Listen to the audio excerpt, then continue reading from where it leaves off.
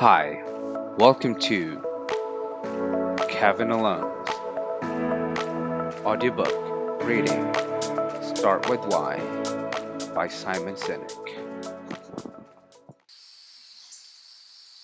Part 3.2 Finding the People Who Believe What You Believe. Early in the 20th century, the English adventurer Ernest Shackleton set out to explore the Antarctic. Roald Amundsen, a Norwegian, had only just become the first explorer ever to reach the South Pole, leaving one remaining conquest, the crossing of the continent by the southernmost tip of the Earth. The land part of the expedition would start at the frigid Weddell Sea, below South America, and travel 1,700 miles across the pole to the Ross Sea, below New Zealand. The cost Shackleton estimated at the time would be about $250,000. The crossing of the South Polar Continent will be the biggest polar journey ever attempted. Shackleton told the reporter for the New York Times on December 29, 1913. The unknown fields in the world which are still unconquered are narrowing down, but there still remains this great work. On December 5, 1914, Shackleton and a crew of 27 men set out for the Weddell Sea on the Endurance, a 350-ton ship that had been constructed with funds from private donors, the British government, and the Royal Geographical Society. By then, World War I was raging in Europe, and money was growing more scarce. Donations from English schoolchildren paid for the dog teams, but the crew of the Endurance would never reach the continent of Antarctica. Just a few days out of South Georgia Island, in the southern Atlantic, the ship encountered miles after mile of pack ice and was soon trapped as winter moved in early and with fury. Ice closed in around the ship like an almond in a piece of toffee, a crew member wrote.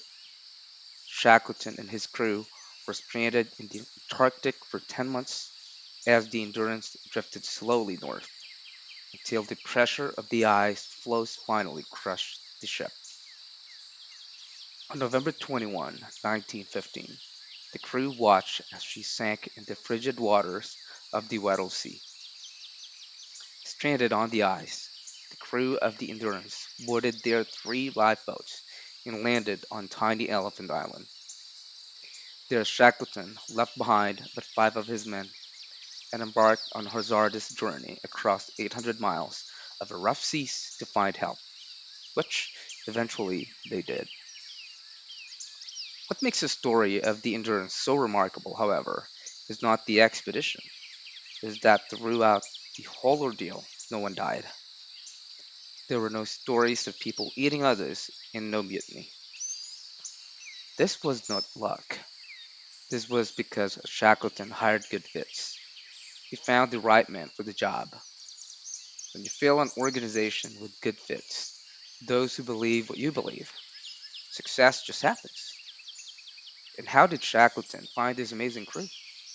With a simple ad in the London Times. Compare that to how we hire people.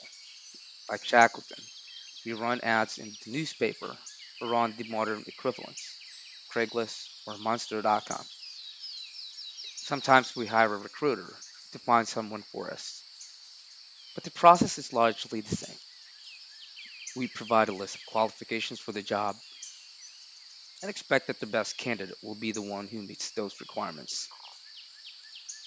The issue is how we write those ads. They're all about what and not about why. A want ad might say, for example, account executive needed, minimum 5 years experience, must have working knowledge of industry, come work for a fantastic, fast growing company with great pay and great benefits. The ad may produce loads of applicants, But how do we know which is the right fit? Shackleton's ad for crew members was different. His did not say what he was looking for.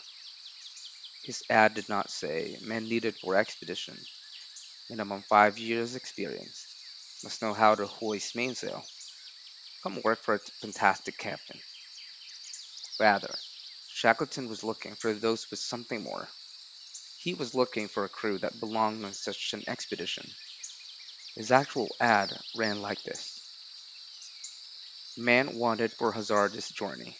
Small wages, bitter cold, long months of complete darkness, constant danger, safe return doubtful, honor and recognition in case of success. The only people who applied for the job were those who read the ad and thought it sounded great. They loved insurmountable odds. The only people who applied for the job were survivors. Shackleton hired only people who believed what he believed. Their ability to survive was guaranteed. When employees belong, they will guarantee your success. And they won't be working hard and looking for innovative solutions for you. They'll be doing it for themselves. What all great leaders have in common is the ability to find good fits to join the organization, those who believe what they believe. Southwest Airlines is a great example of a company with a knack for hiring good fits. Their ability to find people who embody their cause makes it much easier for them to provide great service. As Herb Kelleher famously said, you don't hire for skills, you hire for attitude. You can't always teach skills. This is all fine and good. The problem is, which attitude? What if their attitude is not one that fits their culture? I love asking companies whom they like to hire. And one of the most common answers I am given is, we hire only passionate people. But how do you know someone is passionate for interviewing, but not so passionate for working? The truth is, almost every person on the planet is passionate. We're just not all passionate for the same things. Starting with why when hiring dramatically increases your ability to attract those who are passionate for what you believe. Simply hiring people with a solid resume or great work ethic does not guarantee success. The best engineer at Apple, for example, would likely be miserable if he worked at Microsoft. Likewise, the best engineer at Microsoft would probably not thrive at Apple. But both are highly experienced and work hard. Both may come highly recommended. However, each engineer does not fit the culture of the other's company. The goal is to hire those who are passionate for your why, your purpose, cause, or belief, and who have the attitude that fits your culture. Once that is established, then you should set their skill sets and experience and be evaluated. Shackleton could have had the most experienced crew money could buy, but if they weren't able to connect on a level much deeper than their ability, their survival would not have been a foregone conclusion. For years, Southwest didn't have a complaints department.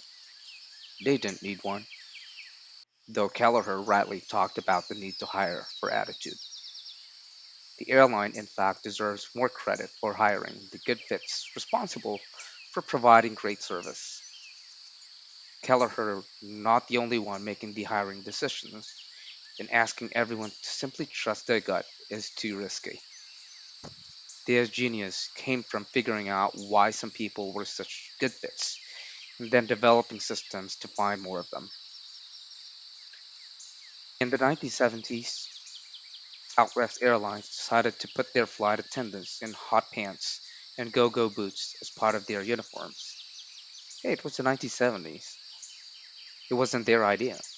Pacific Southwest, the California-based airline after which Southwest modeled itself, did it first.